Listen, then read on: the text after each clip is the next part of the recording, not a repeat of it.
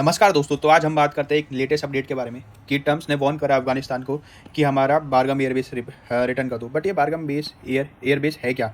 चलिए आइए समझते हैं। आज के टॉपिक में हम एग्जामिन करेंगे बारगम एयरबेस के पास के बारे में, इसके इंपॉर्टेंस के बारे में, और क्यों डोनाल्ड ट्रम्प बोल रहे हैं कि इस रिटर्न के लिए, बट तालिबान अथॉरिटीज़ अफगानिस्तान की रिफ्यूज़ करेंगे कि भाई हम नहीं लेंगे। बट ऐसा क्यों? तो चलिए आइए समझते हैं। बारगम एयरबेस एक लार्ज मिलिट्री एयरफील्ड है परवन प्रोविंस में, अफगानिस्तान के अंदर, जो कि 50 टू 60 किलोमीटर्स दूर है, नॉर्थ ऑफ काबुल है। आइए मैप में समझते हैं। जो कि ये 50 टू 60 किलोमीटर्स है north of Kabul. But it one of the longest air runways in the region, about 6.5। इसका एयरबेस जो रनवे है एयरबेस का, वो सबसे लंबा है अफगानिस्तान में, या रीजन में भी कह सकते हैं। Capable of accommodating large cargo planes bombers, make it a strategic hub. इसका जो ये एयरबेस है ना, ये यूएसएसआर ने डेवलप करा था 1970s में, जब इसमें यूएसएसआर रूल अफगानिस्तान में एंट्री ले रहा था। बट लेटर इन 2000 ये जो सारा जो ये डेवलप करा है ना, एक स्ट्रैटेजिक पॉइंट ऑफ व्यू से, ये यूएसए ने करा है। ठीक है। अंडर द यूएस ऑपरेशन ये 2000 और 21 के बीच, 21 तक ये base more than in railway it hard and shelter mayor field reports hospital facilities logistics last to development infrastructure, जो मैंने आपको अभी दिखाया इस एयरबेस के आसपास। Symbolically it represent US military power in Afghanistan, staging ground for operation against Taliban, al Qaeda, other रीइंसर्जेंट्स। मतलब कि ये एक प्रॉपर यूएस मिलिट्री बेस की काम करा था, जो इसके यूएसए को एक स्ट्रैटेजिक लोकेशन प्रोवाइड करा था अदर ग्रुप्स के ऑपरेशन को ख़त्म करने के लिए। ये take over in 2021 by the Taliban mark the defining movement of US military withdrawal. US ने जब अफगानिस्तान से विड्रॉ करा था 2021 में, ये पूरे रीजन का मोस्ट इम्पोर्टेंट बेस एक तरह से कह सकते हैं कि गिव अप कर दिया था उस टाइम पे। बट आज की डेट में यूएस वापस मांग रहे हैं। बट क्यों? डोनाल्ड ट्रम्प, जैसे आपको पता है कि भाई कुछ भी बोल सकते हैं public, we wanted back and we wanted back soon right away, कि ऐसे बोल रहे हैं जैसे उनके बाप की वो, कि भाई वहाँ जाके सीधा इनके इसके हाथ में कोई चीज़ दे देगा। बट अफगानिस्तान ने बोला है कि it doesn't hand it over, bad things are going to happen. Trump ने कहा है Bagram is just any military but isn't just any military base. इसके 4-5 पॉइंट जिससे समझते हैं। एक तो इसकी स्ट्रेटेजिक लोकेशन, ये एक तो being so close to Kabul है, और एक सेंट्रल एशिया का पैसेज प्रोवाइड करता है, जैसे चाइना, जहाँ एक सेंसिटिव एरिया, जहाँ Xinjiang area, Pakistan, Iran. Holding up Bagram airbase gives a strategic approach. ये जिस तरह पे, एक सेकंड 10 मिनट मैंने एक फोटो, जो ये बारगम एयरबेस है, ये पूरे सेंट्रल एशिया को है ना एक स्ट्रैटेजिक लोकेशन प्रोवाइड करती है। जो ये वखान कॉरिडोर है ना, ये चाइना के पास भी मिलता है, जो अरे एक आने वाले में यहाँ एक चाइना की स्ट्रैटेजिक न्यूक्लियर साइट भी है। इस और ये ईरान पे भी नज़र रखेगा, पाकिस्तान पे भी, और भी पूरे सेंट्रल एशिया रीजन को कवर करके रखेगा। ठीक। अब जो इसकी रनवे की कैपेसिटी है ना, जो इसकी रनवे की कैपेसिटी है इंफ्रास्ट्रक्चर की, is long enough to land her military cargo bomb aircraft. जैसे हम समझते हैं कि अगर इस यूएसए को कुछ ईरान में, जैसे रिसेंटली यूएसए ने B-2 बॉम्बर से अटैक करा था ईरान को, वो एक तो ट्रिकी पार्ट था, बट एक ये इस एयरबेस को भी यूज़ कर सकता है एक स्ट्रेटेजिक एयरक्राफ्ट की बॉम्बिंग के लिए, जहाँ पे सारे बॉम्बर्स एक उतर सकते हैं। इसकी symbolic value, terms years US give away for nothing, it criticize the US withdrawal from Afghanistan as chaotic and disasters. जैसे वीडियोस तो आप लोगों ने देखी थी, जैसे कैसे यूएस ने एकदम हड़बड़ी में विड्रॉ करा था, अपना सारा हथियार सब कुछ छोड़ के चले गए थे इस अफगानिस्तान के हाथ में। Counter terrorism oversight, controlling Bagram allows to renewed capacity of surveillance, logistic and rapid response across the region. जैसे मैंने आपको बताया, अगर इनको कोई काउंटर टेररिज्म एक्टिविटी करनी होगी, काउंटर टेररिज्म तो क्या करेंगे, अपने फायदे के लिए भी जो कुछ करना होगा वो इस बेस के थ्रू कर सकते हैं।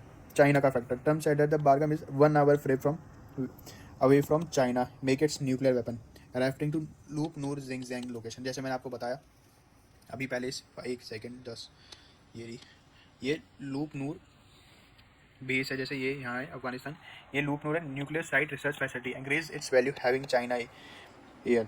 समझ, इसके आसपास जो ये चाइना का जो रीजन है, ये चाइना को टच करता है। यहाँ चाइना की एक न्यूक्लियर साइट है लूप नूर के नाम से ये, और ये ट्रम्प का कहना है कि एक यहाँ से सिर्फ 1 घंटा दूर है, जो एक स्ट्रैटेजिक पॉइंट ऑफ व्यू से बहुत इंपॉर्टेंट है चाइना पे नज़र रखने के लिए। जी। बट तालिबान मना क्यों कर रहा है? पहले तालिबान ने तो फर्मली रिजेक्ट कर दिया ट्रम्प का डिमांड कि भाई अफगानिस्तान एक टेरिटोरियल इंटीग्रिटी है जो हर देश के लिए होनी चाहिए, जो हर देश बोलता है अपने लिए। दे तालिबान ने बोले जो पास एग्रीमेंट में 2020 में दोहा एग्रीमेंट हुआ था, उसने यूएस ने साइन करा था कि एग्रीमेंट इंक्लूड करता है कि US commitment by the US not to use force against Afghanistan and not to interfere the internal affairs, जो कि यूएस ने 2020 में दोहा एग्रीमेंट में साइन करा था।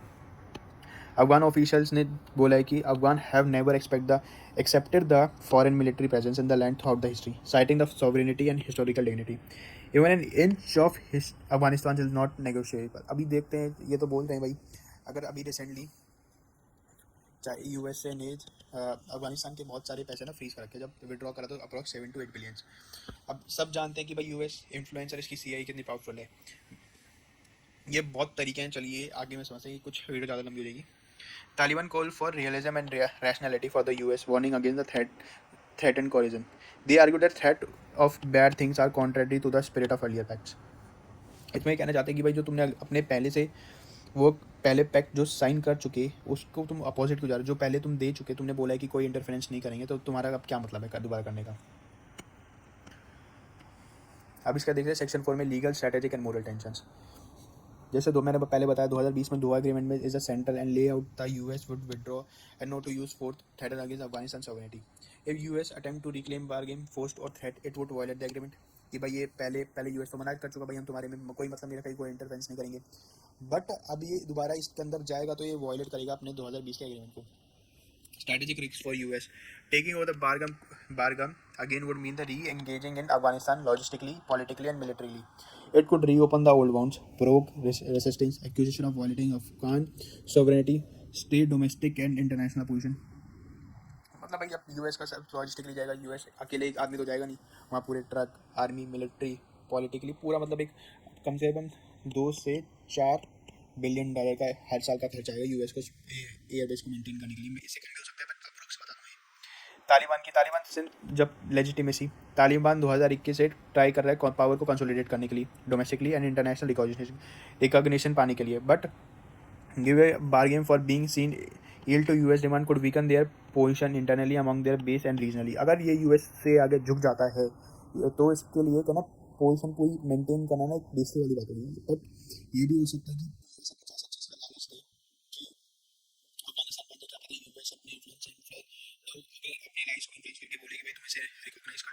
अदर स्टेट्स के लिए कुछ तो टॉफी देगा US.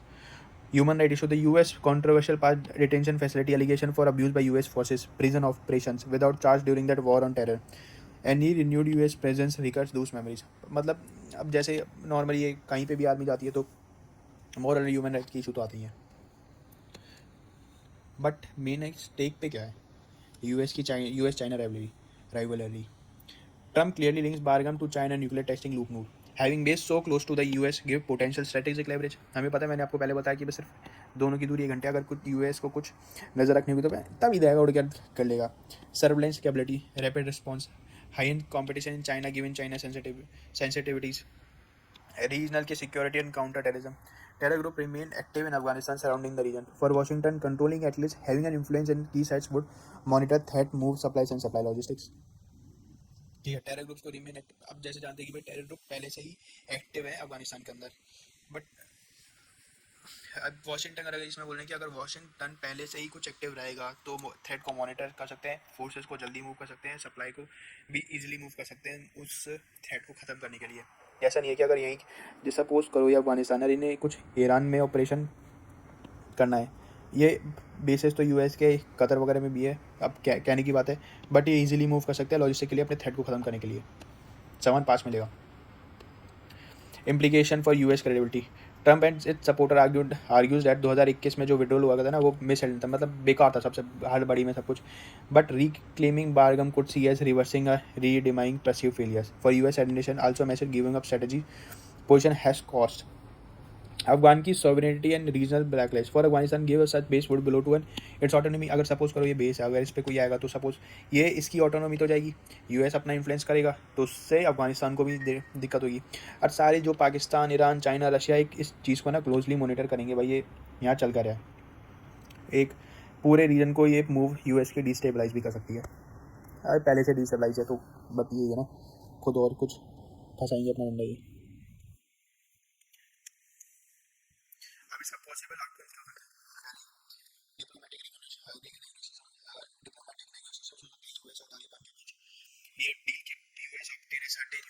logistically counter terrorism intelligence without full control Taliban exact guarantees.